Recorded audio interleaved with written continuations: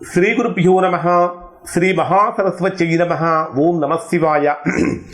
Narayana Sastry astrology channel వీక్షిస్తున్నటువంటి ప్రేక్షక మహాశీలకు స్వాగతం, సుస్వాగతం. ఈరోజు మనము 2025 సంవత్సరం సెప్టెంబర్ నెల 7వ తేదీన సంభవిస్తున్నటువంటి చంద్రగ్రహణం యొక్క ప్రభావం ధనుర్రాశి వారిపై ఏ విధంగా ఉంటుంది, ఎటువంటి జాగ్రత్తలు తీసుకోవాలి, ఎటువంటి పరిహారాలు పాటించాలో తెలుసుకుందాం. ధనుర్రాశి వారికి గ్రహణం ఎక్కడ సంభవిస్తున్నదంటే మీ రాశికి తృతీయ స్థానంలో జరుగుతున్నది. తృతీయ స్థానం అంటే దేనికి సంబంధించిన స్థానం అంటే సాహసానికి, సహోదరులకు, కమ్యూనికేషన్కి, చిన్న చిన్న ప్రయాణాలకు సంబంధించినటువంటి స్థానం. సహజంగా ఈ గ్రహణం ఏ సమయంలో ప్రారంభమవుతుందంటే 7వ తేదీ రాత్రి 9:58 ప్రారంభమై అర్ధరాత్రి 1:26 వస్తుంది. ఈ గ్రహణ సమయం అనేటటువంటిది అత్యంత పరమ పవిత్రమైనటువంటి పుణ్య సమయంగా భావిస్తారు. సహజంగా మనం గ్రహణ సమయంలో చేసేటటువంటి ఏ పనైనా అంటే మంత్రానుష్ఠానానికి సంబంధించినటువంటి ఏ పనులు చేసినా సరే చాలా గొప్ప ఫలితాన్ని పొందుతారు, అంటే అధికమైనటువంటి ఫలితాన్ని పొందుతారు. కాబట్టి గ్రహణానికి ముందు పట్టు స్నానము, గ్రహణం అయిపోయిన తర్వాత విడుపు స్నానం చేయటం చాలా మంచిది. ఇక్కడ ప్రధానంగా 3వ స్థానంలో జరుగుతున్నటువంటి కారణం చేత గ్రహణం కారణంగా ధనుర్రాశి వారు బ్రహ్మాండమైన ఫలితాలే పొందుతారు. ఎందుకంటే ధైర్యంతో కూడినటువంటి అడుగులు ముందుకు పడుతూ ఉంటాయని చెప్పాలి. ఆత్మవిశ్వాసం చక్కగా పెరుగుతుంది.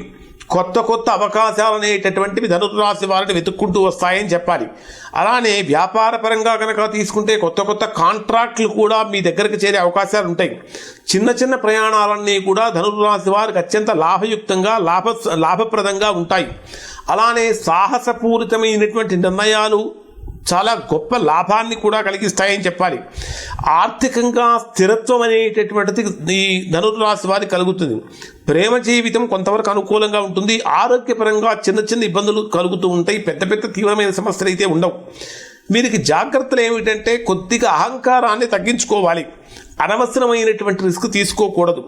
పరిహారం ఏమిటంటే వీరికి హనుమాన్ ఆలయం, అంటే గ్రహణం అయిపోయిన తర్వాత మరుసటి రోజున ఆంజనేయ స్వామి ఆలయాన్ని దర్శించి ఎరుపు రంగు వస్త్రాలు, బెల్లం ఇవి పేదవాళ్ళకు కనుక దానంగా సమర్పించినట్టయితే మంచి ఫలితాన్ని పొందుతారు.